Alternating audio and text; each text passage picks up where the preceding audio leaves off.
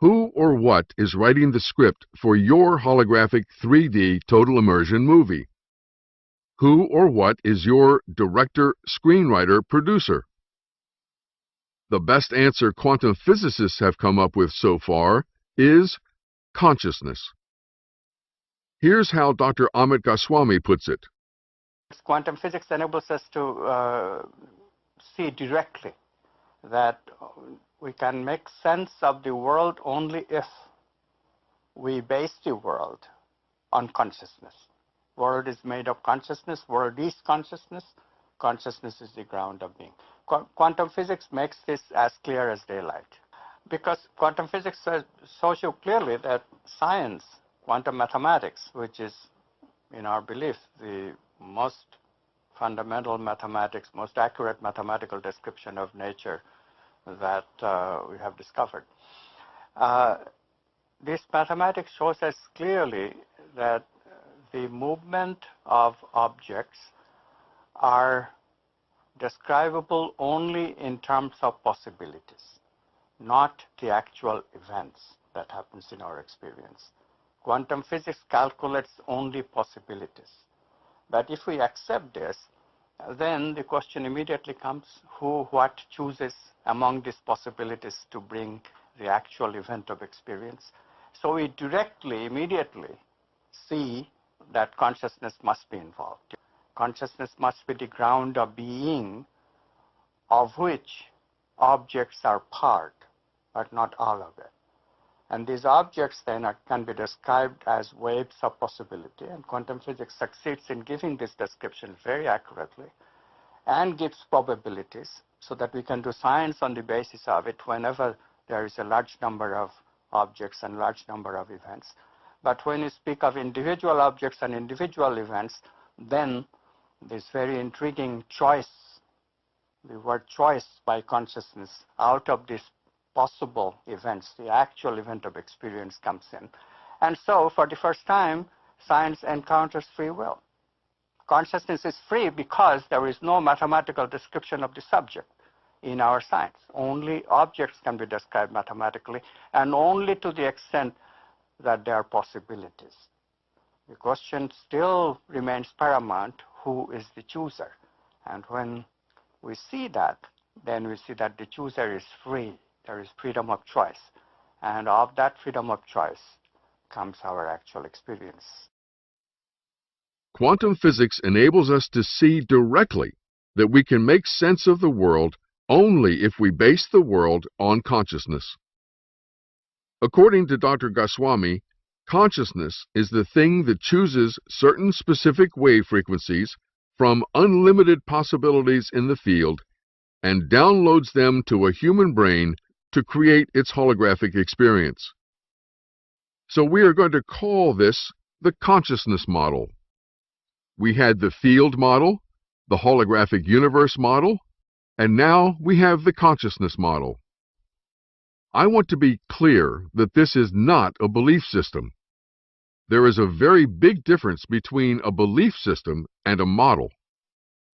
A model is something you build or create based on the scientific evidence you have to date to test a theory to see how well it works. A scientific model is designed to be challenged to see how it performs when applied.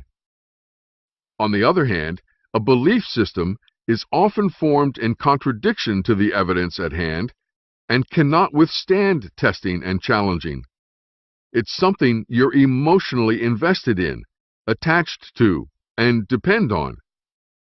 In fact, a belief system tries to avoid being tested or challenged at all costs, for fear it might fall apart. And then what would you do? With a model, if it doesn't work, you simply go back to the drawing board and try again. In other words, you're not invested or attached in any way to the outcome of a model, emotionally, mentally, or spiritually, as you are with a belief system. So, let's take a look at this consciousness model. First, you should know that not all quantum physicists agree with this consciousness model, because you can't study consciousness scientifically, as Dr. Goswami pointed out. Instead, they have proposed many other theories. But we are going to follow the vast majority who do use consciousness as the best answer. For example, quantum physics says something about the role we human beings play in the universe. It says that consciousness is playing a role. It says there's a secret underground that seems to be affecting the reality we live in, and that this reality we live in is not at all what it appears to be. Matter is not what we have long thought it to be. To the scientist, matter has always been thought of as sort of the ultimate in that which is static and predictable. We like to think of space as empty and matter as solid. But in fact, there is essentially nothing to matter whatsoever. It's completely insubstantial. The most solid thing you can say about all this insubstantial matter is that it's more like a thought. It's like a concentrated bit of information. At its ultimate level, say in M theory or string theory, reality is not solid, it's mostly empty space, and whatever solidity it has seems more to resemble a hologram picture rather than material, harsh, solid reality. It's a shimmering reality that seems to be very susceptible to the power of thought. What is the relationship between consciousness and material reality, whether or not the material world can actually be derived from a consciousness reality, or whether consciousness itself could even be the fundamental stuff of the universe, so to speak, instead of the cold dark matter or the other aspects of matter that physicists have been looking for. Maybe it has something more to do with consciousness, and in that regard, then we really can think about the universe as being more a state of consciousness, or more inundated with consciousness, much more so than the material reality that we normally look at. If you put it that there is an intangible world that affects the tangible world of our experience, and if you then say that's what quantum mechanics says, and granted that's a fair way of trying to put into English something which is very, very difficult to grasp, but it then will lead quite naturally to the conclusion that quantum mechanics says that there is a spiritual world that makes this choice, that there's another world that is intangible, that affects and influences the physical world. That intangibility, however, is itself the bedrock of physical reality. It may be intangible, but it is, and we can't really say what it is or why it's there, but it is in fact the most fundamental feature of matter. So you could say, well, if it's a feature of matter, that's not intangible. Matter is the most tangible of things. So, these are word games. The fact of the matter is that the matter is not what we have long thought it to be. there were some very interesting statements in that video. Let's briefly review a few of them. Fred Alan Wolf said, "Quantum physics says that consciousness is playing a role in the universe. It says that there is a secret underground that seems to be affecting the reality we live in." Notice the word affecting. Effect with an E means to achieve something and cause it to happen, or create, whereas affect with an A means to influence. So Fred Alan Wolf was saying, it says that there is a secret underground that seems to be affecting or creating the reality we live in. Then Dr. Jeffrey Satinover said, quantum mechanics says that there is a spiritual world that makes this choice, that there is another world that is intangible that affects and influences the physical world. Notice that Dr. Satinover goes one step further than Fred Alan Wolf when he says that consciousness both effects or creates and influences the physical world. Then Dr. Andrew Newberg wondered whether the material world can actually be derived from a consciousness reality, or whether consciousness itself could even be the fundamental stuff of the universe.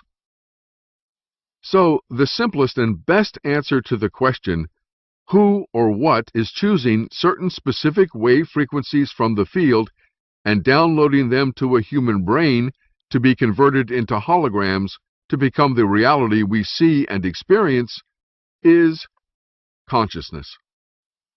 So what goes in place of the laser gun? The answer, according to this model, is, no, not Ed Harris, is consciousness.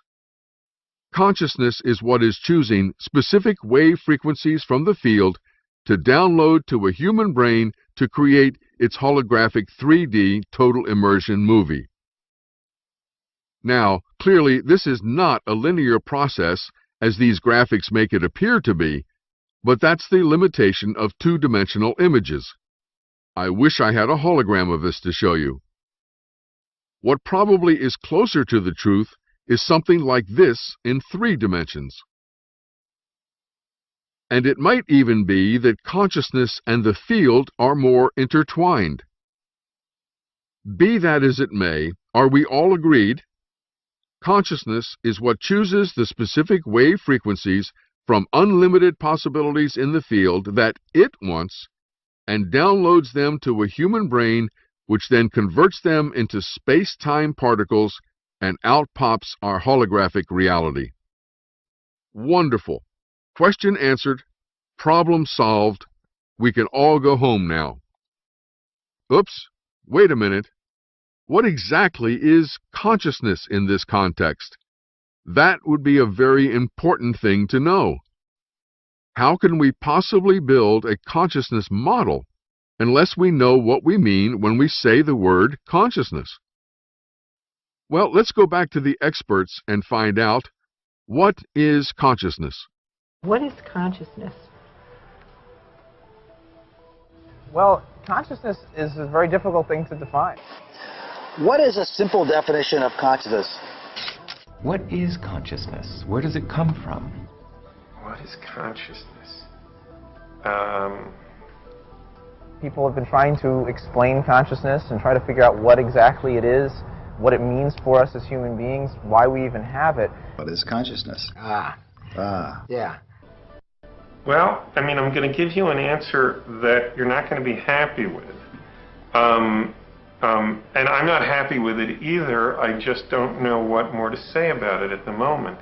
On a simple way of defining it is it has to do with awareness, and in particular it has to do with awareness of the self. That's at least how we as human beings have self-consciousness, so that when we look in a mirror we recognize that it's ourselves that we're looking at and not some other person or some other animal. There is one can use all kinds of other words: awareness, self-awareness, sentience, feelings, what people call qualia in philosophy.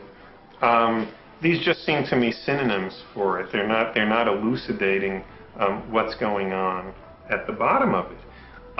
Let it suffice to say this. I'm putting myself back on the border again. The phenomenon of consciousness seems to me one of the points at which the collision between the scientific worldview and various anti-scientific worldviews are going to be the most acute. And it's exactly for this reason that I think it's an enormously important phenomenon. I applaud the honesty and integrity and humility of these experts in admitting they have no idea what this consciousness is that we're talking about. But we really do need to know, so let's dig a little further. For example, is consciousness the same as self-consciousness, or the same as awareness, as Dr. Newberg suggested? Or is it the same as sentience, or feelings, or qualia, as Dr. Albert suggested? Maybe the dictionary can give us a good definition of consciousness in this context. In the Merriam-Webster-Dictionary.com, I found 5 definitions for consciousness. Let's take a look at those 5 definitions one at a time. Definition number 1 has 3 parts. It says, A, the quality or state of being aware, especially of something within oneself. B, the state or fact of being conscious of an external object, state or fact. And C, awareness, especially concern for some social or political cause. So this definition has a lot to do with awareness, both within oneself and without. But it really doesn't seem to fit what we're talking about on the other side of the field. The consciousness we're talking about is much more than just aware. It is making choices and decisions that we are not aware of. Let's go on to definition number 2. The state of being characterized by sensation, emotion, volition, or thought. Mind. No, the mind or emotions is not what we're looking for here either. Definition number 3. The totality of conscious states of an individual. Well, that may be getting a little closer, talking about totality, but it still doesn't help me understand what this consciousness is on the other side of the field. Definition number 4 is the normal state of conscious life, and that doesn't help at all. And definition number 5, the upper level of mental life of which the person is aware as contrasted with unconscious processes. First, we're definitely not talking about mental life here when it comes to the consciousness on the other side of the field. And then, in the experiments in Berlin with the left and right button, we certainly were not aware of the thing that was choosing our holographic experience. In fact, we didn't become aware of it for 6 seconds after the hologram had been chosen and downloaded to our brain. In fact, if anything, the choice of what experience we were about to have, pressing the left or right button, was definitely an unconscious process as far as we are concerned on this side of the field. Absolutely, absolutely. It seems that there's a lot of unconscious brain activity going on that is shaping your decisions, and that your consciousness comes in at a very late stage. So definition number 5 directly contradicts what we're looking for. Then I looked up self-consciousness and conscious and self-conscious, but nothing seemed to shed any light on this use of the word consciousness for whatever is on the other side of the field, choosing the experiences we have. So, when in doubt, let's try the Wikipedia. Consciousness is a term that has been used to refer to a variety of aspects of the relationship between the mind and the world with which it interacts. It has been defined at one time or another as subjective experience, awareness, the ability to experience feelings, wakefulness, having a sense of selfhood, or as the executive control system of the mind. As we say in the United States, that makes everything as clear as mud. But the one thing I think we can agree on after all this is that the word consciousness has a lot of different definitions, different connotations, and different uses, which is why we are not making any progress in trying to find out exactly what this consciousness is on the other side of the field. V.S. Ramachandran is director of the Center for Brain and Cognition and professor with the Psychology Department and Neurosciences program at the University of California, San Diego, and adjunct professor of biology at the Salk Institute. Rama says, "We may be forced to admit that consciousness, like infinity and the particle wave concepts in quantum mechanics, is a property that cannot be made intuitively straightforward. Consciousness, like gravity, mass, and charge, may be one of the irreducible properties of the universe for which no further account is possible." Or, as someone on the internet once put it, a definition of consciousness is as difficult as someone asking you why you like what you like. We're calling this thing on the other side of the field consciousness because it seems to be aware and it is making choices and decisions, things we normally associate with our own consciousness. But then we use the same word, consciousness, for other things on this side of the field, like mind and awareness and mental life and wakefulness and selfhood, that have nothing to do with what's on the other side of the field. So I think it's clear no one really knows exactly what this consciousness is, especially in this context, or how to properly define it. Remember that radio in Part 1 that we took to a tribe in the Amazon? Eventually, they figured out that the music they heard had to be coming from sound waves in the air they couldn't see, and the radio was translating those sound waves into music. I assume they would also at some point later take the next step and ask, who was creating those sound waves? And who was choosing to broadcast certain sound waves on certain frequencies so that when they changed the dial, different music would come out? The natives might actually find out the answers to those questions one day, but unfortunately, we won't. We are incapable of knowing, and always will be incapable of knowing exactly what this consciousness is, simply because we are on this side of the field. And our brains, at least according to Carl Pribram, are designed as holographic receivers and translators, and have no capacity or ability to access or process any information on the other side of the field. So anything we might say about what goes on the other side of the field is simply speculation. Basically, no one seems to know what this consciousness is, and that's probably the most truthful thing we could say at this point. We only know that something, which we are calling consciousness for the moment, must exist on the other side of the field that is choosing our experiences and downloading them to our brains. What we can do is build a model based on the scientific evidence we have at hand and see how well it works. So let's briefly review what we know from the science to be true to this point. Consciousness, whatever that is, chooses certain wave frequencies that it wants from the infinite number of possibilities in the field, downloads those specific frequencies to a human brain, which translates them into a holographic 3D total immersion movie by collapsing the wave function, and then projects that movie out there for us to experience as our reality.